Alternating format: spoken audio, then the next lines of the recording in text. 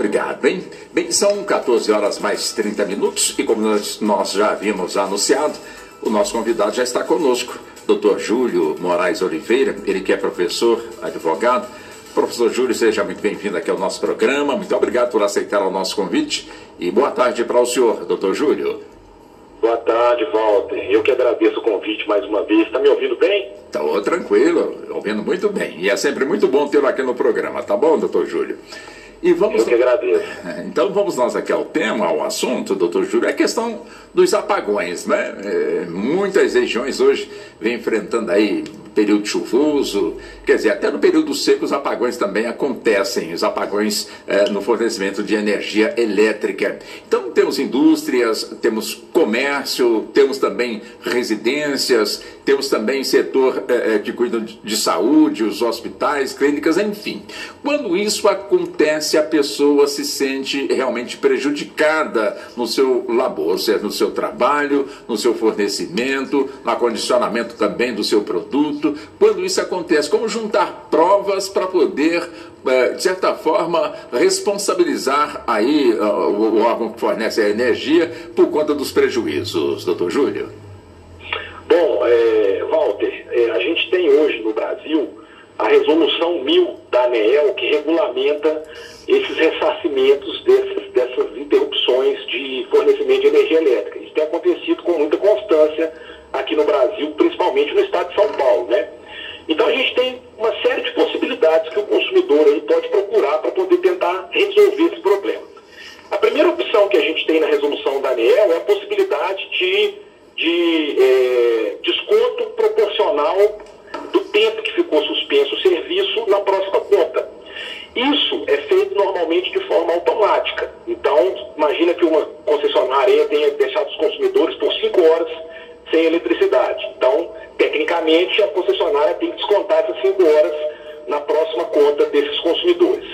Mas, além dessa possibilidade, a Resolução 1000 também prevê a possibilidade do consumidor receber o ressarcimento desses produtos, né, que estragaram, por exemplo, estavam na geladeira, refrigerados e tal, e também o ressarcimento de aparelhos que tenham sido queimados em função da alteração de tensão. Isso tudo, Walter, pode ser feito de forma administrativa, solicitando diretamente à distribuidora de energia elétrica.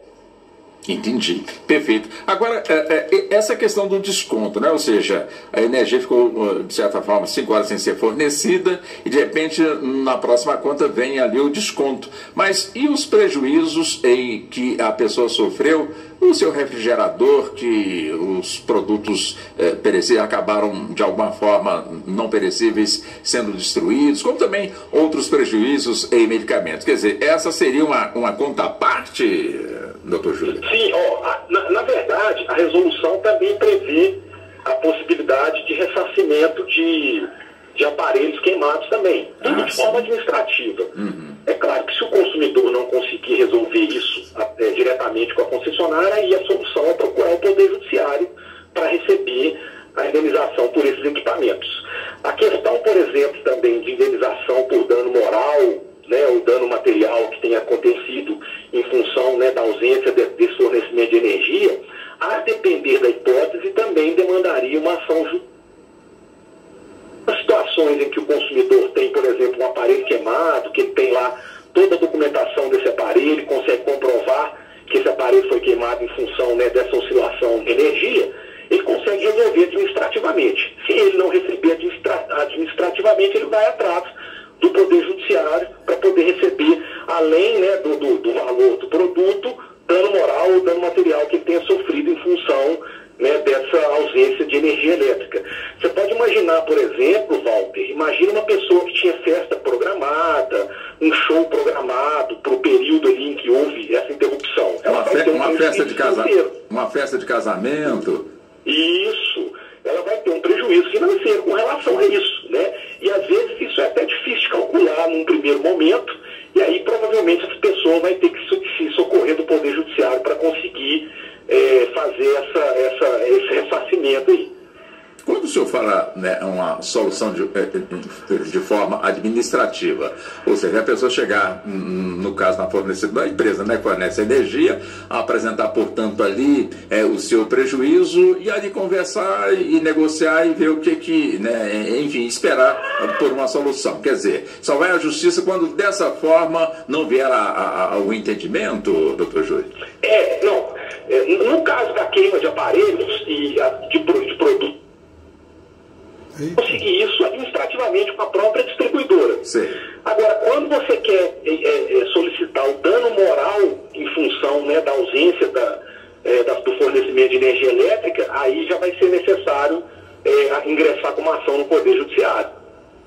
Agora, o material, um detalhe bem importante, né? Suponhamos que eu tenho uma marca de TV, o tamanho em polegadas, enfim. Aí eu gostaria de ter praticamente esse mesmo aparelho, ou seja, se esse aparelho foi danificado e precisa de um outro, eu posso exigir a mesma marca, o mesmo tamanho? Pode sim. Lá nessa resolução 1000, a gente tem lá os documentos que o consumidor, em tese, tem que apresentar quando há algum estrago em seus aparelhos, né? Então, às vezes uma nota fiscal, uma fotografia do aparelho, né? Às vezes pode até levar o próprio aparelho.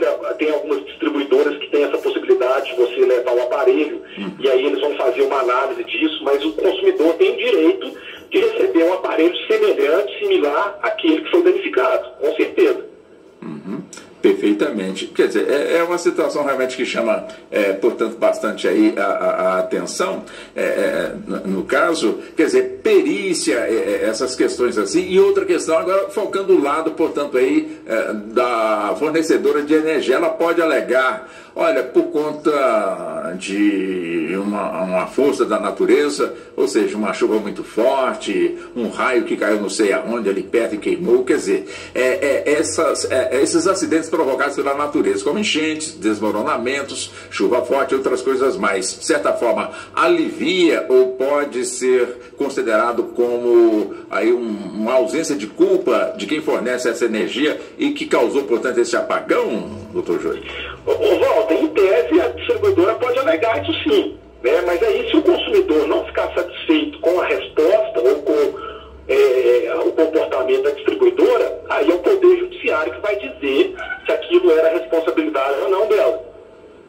Sim, mas o Poder Judiciário vai querer provas, né? Então tem que ter provas, alguma coisa assim. Essa prova seria apresentada por quê? Normalmente, vamos pegar um exemplo concreto aqui. Se há uma interrupção, por exemplo, de energia elétrica e há uma oscilação de carga numa determinada região, sim, a distribuidora vai verificar se houve realmente esse fato naquela região. Então, se o fato for caracterizado, normalmente eles indenizam os prejuízos dos aparelhos sem problema nenhum. Agora, se houver alguma discussão, se é responsabilidade ou não da distribuidora, aí pode ser que ela recuse. E aí, portanto, o consumidor vai ter que procurar o Poder Judiciário para tentar resolver esse problema. Um exemplo clássico é uma tempestade com ventos e de repente derrubam uma torre que segura, portanto, ali a fiação, sim, que acaba puxando tudo para o chão e que vem com árvore junto, aí dá um apagão geral. Quer dizer, neste caso, de alguma forma, mesmo assim, quem sofreu, de certa forma, o prejuízo e não recebeu o fornecimento da energia, mesmo assim, sabendo dessa situação, lhe dá também o direito de buscar na justiça o reparo, doutor Júlio? Mesmo assim, você tem que pensar o seguinte: as distribuidoras têm que ter equipamentos e meios de evitar danificações mesmo por esses eventos da natureza. Né? Então, existem hipóteses e equipamentos que podem evitar isso. Às vezes é uma falha do próprio equipamento. Então, o consumidor, mesmo assim, pode tentar procurar o Poder Judiciário para resolver a questão dele ali. É óbvio, pode ser que o Judiciário entenda que não há responsabilidade nenhuma da distribuidora, mas é um direito que o consumidor tem de poder exercer isso através de uma ação judicial. Nós tivemos em São Paulo um evento recente que eu digo assim, nos últimos 20 dias, onde milhares de habitações comércio, residência, prédio público, hospital. Quer dizer, o pessoal ficou sem um abastecimento de energia elétrica e realmente muita gente teve ali prejuízo com os seus medicamentos que precisavam estar refrigerados numa temperatura, de certa forma, determinada. Pessoas também que faziam tratamento em home care, tratamento, portanto, em casa, então não tinha, portanto, ali um equipamento que pudesse gerar, portanto, aí uma energia e tantas outras coisas mais. Quer dizer, mesmo assim, num evento como esse, em que milhares de pessoas de alguma forma sentiram na pele ali a ausência, portanto, do fornecimento de energia, e não foi só um dia, nem dois, nem três, foram vários dias. Quer dizer, neste caso também, o que o senhor nos explicou em buscar os reparos, o caminho é o mesmo, né, doutor Júlio? Com certeza.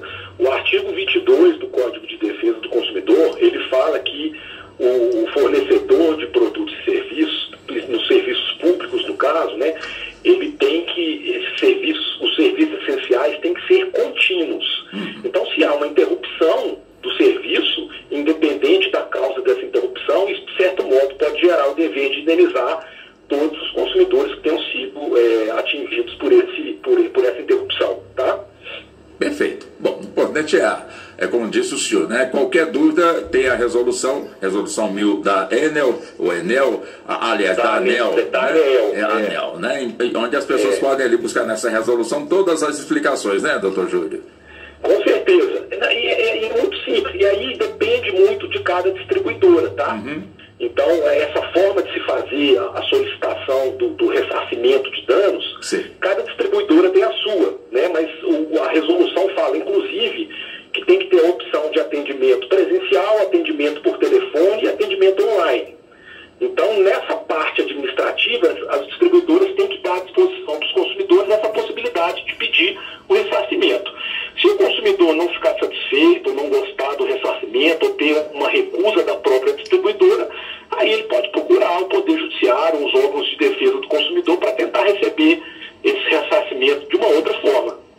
Tá muito bem. O senhor fala comigo de Belo Horizonte, doutor Júlio? De Belo Horizonte. Como é que está o tempo hoje aí? Porque Brasília está um tempo chuvoso aqui, a gente estava até esperando.